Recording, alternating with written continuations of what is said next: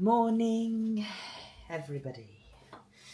It's always good when you get up. We still get up similar time on the weekends. And one of the reasons why I like to do that, one, your sleep doesn't really actually want to change.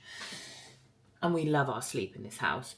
But I also find that you can just get so much done because it's only, what's the time now? It is 8:30 and we've already been out, took Winnie out, put a load of washing on, hung the washing out, cleaned the house, done our check-in, Niall's tidied his van, and it's 8:30. So I think this is one of the reasons why I still like to get up, because if you just get up late, I just find then half your day is done. And I try to, on a Sunday, have, a bit of time off work, so there's a little bit of admin and stuff ready for the week, but then I try and have, like everybody, we need a little bit of time off. So that is one of the reasons why I don't really like to waste my time in bed, and unless we've got something on, we actually will go to bed. We went to bed at 8:30 last night, so we're both tired. But the thing is, if you're getting up at 5 every day in the week, your body, and we go to bed at that time, you are realistically going to be tired at that time, aren't you?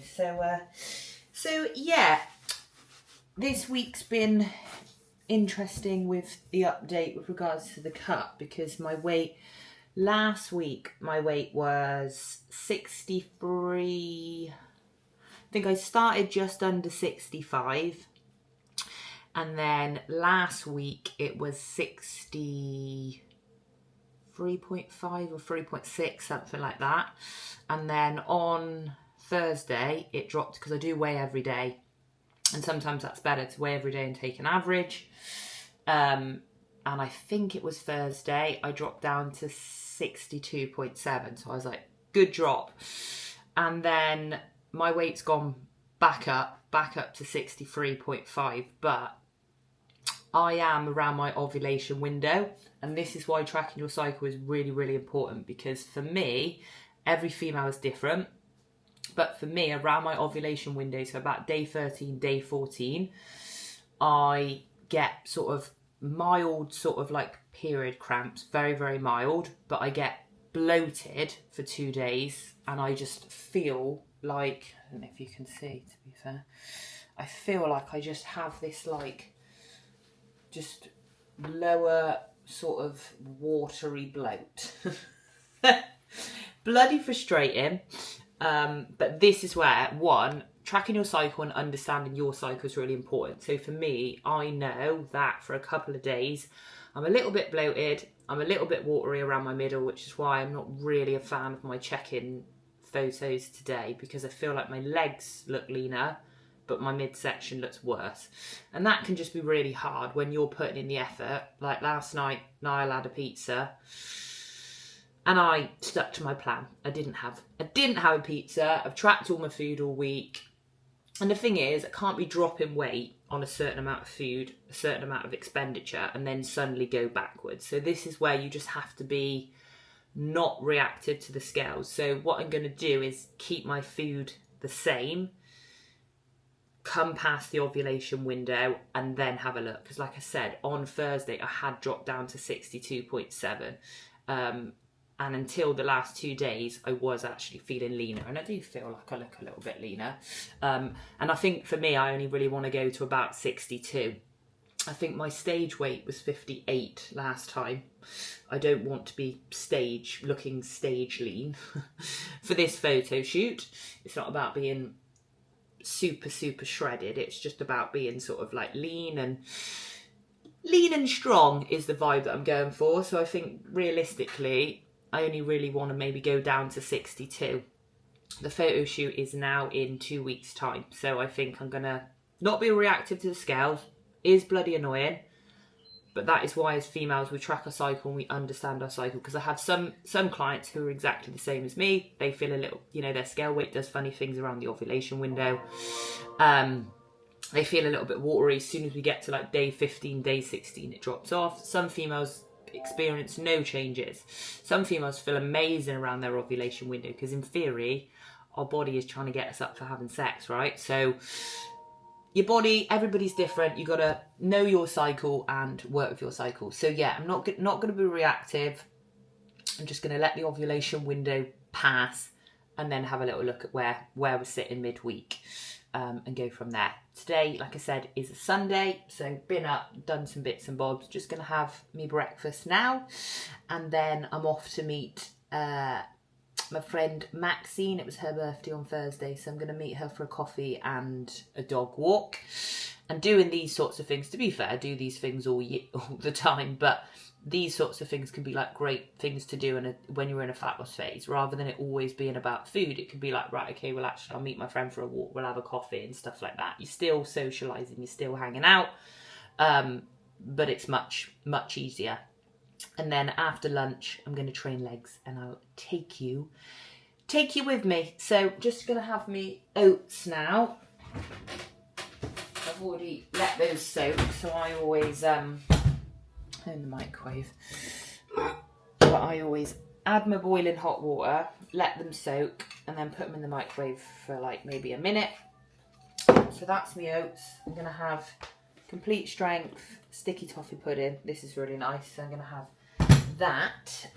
And toppings wise, I'm really into this at the moment, which is from Lidl, the pistachio spread. It is kind of like half fat, half carb.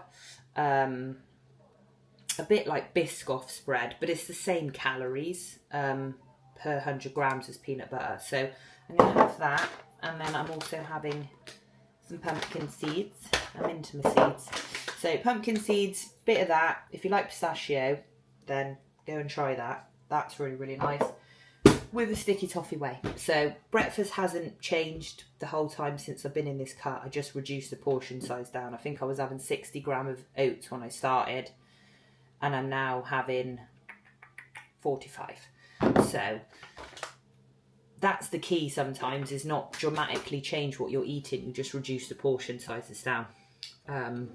As soon as I'm done with the mini cut, then that's what I do, is the portion sizes will go back up. So yeah, have the breakfast now, go for a coffee, go for a dog walk, and then I'll come back, and then yeah, we can got legs and glutes today, a bit of everything today. So like I said last week, I will take you through my leg day. You're not sure about cows, are you, Em? Hey, you're going to say hello to the cows? They're just having a sleep, when? Oh dear. Just got our coffees. Having a stroll. Winnie's attacking the cows.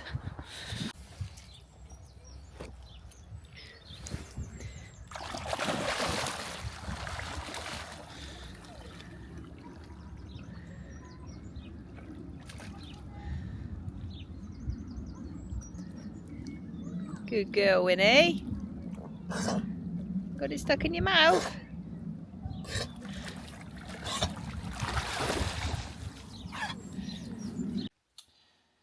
Oh, that was a nice walk. Although it's really annoying when you realise that your watch has run out of battery. So technically, I haven't done that walk, even though we know that we have done it. And to be honest, because my steps stay relatively the same because I walk Winnie 3 times a day, I'm not going to stress too much about the fact that I don't actually know what my step count is going to be for today.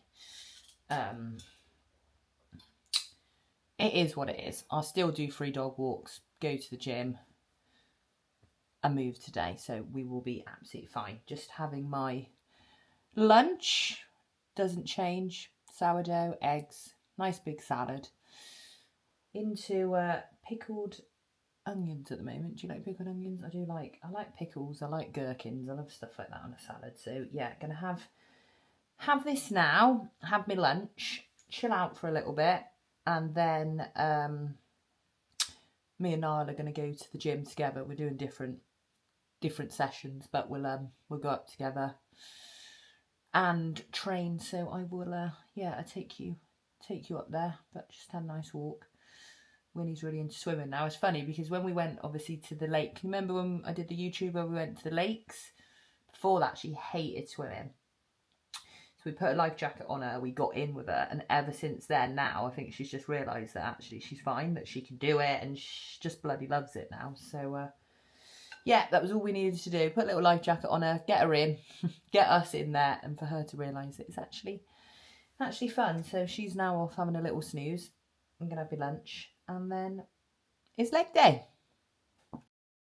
So here we are, leg day. I always have to do a bit of a decent warm-up nowadays, mid-30s and all.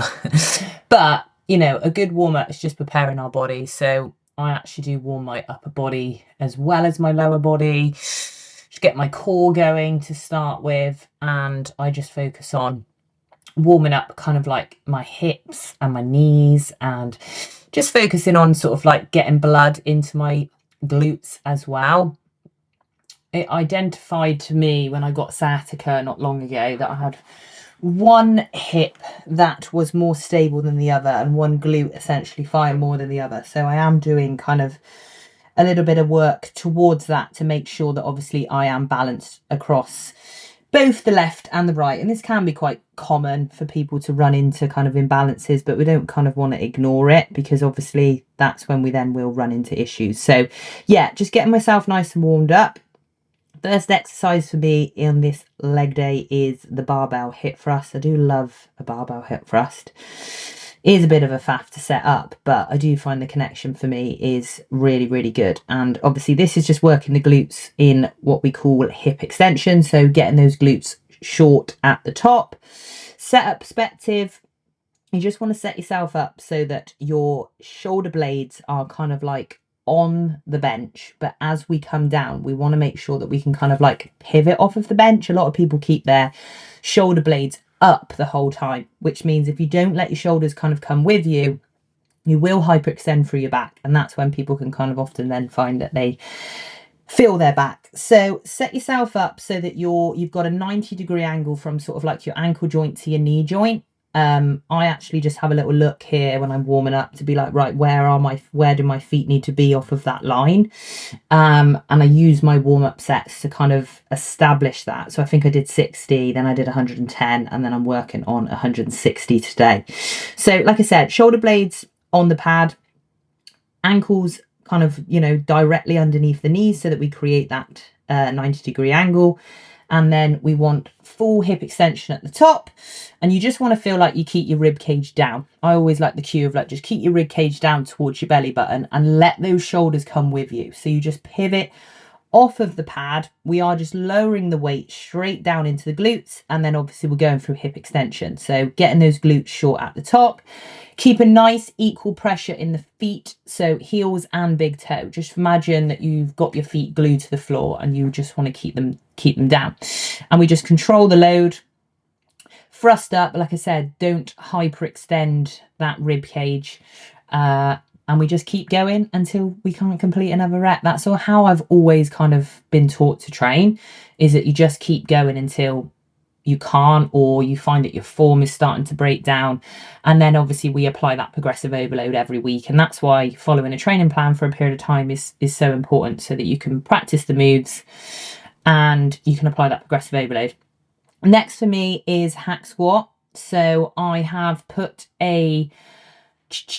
what is that called? A foam roller behind me, just to bring my torso a little bit upright, because I just find that for me, the more upright torso is definitely biasing this hack squat towards my quads, which is what I want. Feet lower on the platform. We want to let those knees travel forward, controlling the weight on the way down, and getting depth and control on this movement, and then getting strong. Like, you definitely will grow your legs. A lot of people either don't go very deep, and so they're not kind of allowing their legs to go through what we call kind of its active range, or they're just not in control of the load. So in the end, the joints end up taking the load. Single leg, this is always bloody hard, isn't it? It's mad how much weaker you are when you have to do one leg.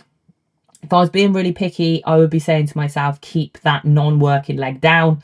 But sometimes when you're doing stuff, like, you just, yeah, that's obviously when I'm in the set.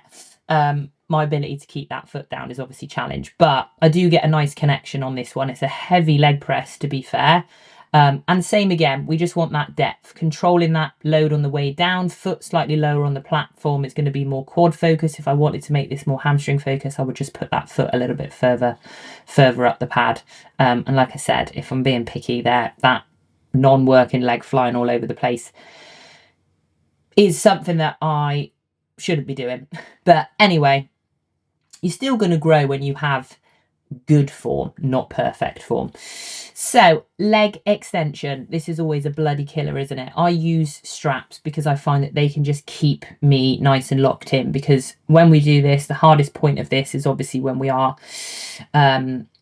getting our legs obviously up and getting the quad short at the top. So we want to almost be pulling ourselves down into the seat so that we're not lifting our bum, and just keeping that kind of real locked, kind of like it's force against force, I suppose. I always get like a little hold at the top, control the way down, keep that bum firmly in the seat. And again, we just keep going until we can't complete another rep. So obviously this is horrible. And you have to try and just sort of like push through these reps, I suppose. This is a little drop set for me. So I do as many reps as I can with that weight. I then will drop that weight to, I think it's about just over half the weight of what I was lifting, because if you don't drop by very much on a drop set, the likelihood is if you've gone to failure in that first set, you're just not going to get many reps. So I always think that you do want to drop it by a decent amount, not by an amount that's then going to make it really light, but you do need to do that. Same again, just keep repping out, getting that little hold at the top, and then obviously you can see it's beginning to get hard. I do have the advantage of having Niall today, but I don't, you know, I quite a lot of the time I do train on my own, and I think you have to get used to pushing yourself without necessarily God, you never look a squat. great, do you, after the gym? But good session, and post-workout is ready. Rice, chicken, bit of salad, nice and easy. So just gonna have this meal now. This is meal number 3. So then I will just have my dinner and pre-bed. Got to go out for one more walk and then that will be it. So yeah, just gonna have this now, chill out for a little bit, and then do some steps. It's not an overly exciting day, but sometimes it's nice to just have a bit of a wholesome, chilled vibes Sunday, and hopefully this ovulating bloat will bugger off, my weight will drop, and we can carry on with the fat loss phase. Thought I'd pick you up a couple of days later because the scale weight is now dropping. I think I'm half a kilo down since when I weighed on check-in day. And like I said, I know my body, and it's interesting actually because I never used to get any symptoms around my ovulation window. It's only probably been in the last kind of like couple of years. And it can be very, very normal. You think you get a surge of obviously hormones, your body's obviously releasing an egg. It can be very common for women to get, you know, fluctuations around it. I think it would only be something that we would probably want to look at if, you know, maybe some females are actually bleeding around the ovulation window, or, you know, you know, they were getting cramps and it was kind of unbearable, and maybe you were seeing, you know, a lot of visual changes. But for me, I hold a little bit of water, I get very, very mild sort of cramps, my scale weight goes up, and then a couple of days it drops, and here we are, it's already dropping. I've definitely been as well hungry the last 2 days, and it's one of those things with hunger when you're in a fat loss phase, because it's never overly nice, right? Being hungry, you're reminded that you obviously want to eat food. But it is weirdly, how I kind of look at it is that you kind of know the deficit is essentially working. Just stop that, someone's ringing me. So it's kind of like you do have to ride it. And often if you have like a hungry day, because obviously if you're hungry all of the time, then yeah, you want to probably look, you want to probably look into your food choices, because we know things like protein, getting enough fibre, picking higher volume based meals. So a lot of my meals are higher in volume, and that massively helps obviously when we diet. But you will get the odd time, like, you know, I've had a couple of days where I've definitely been hungrier between my meals, and I think it is just something that you have to kind of accept comes with dieting. And remember, dieting isn't forever, is it? You know, the whole objective is that we want to lose body fat for a specific goal. Obviously I'm doing this for my photo shoot, but you know, soon as the photo shoot at the end of the month is done, my food is going to go up to maintenance. So I've just been to the gym this morning. I'm just about to have my oats, and then it will be a day in the office. So I'll leave this YouTube here, and I will catch you on the next one.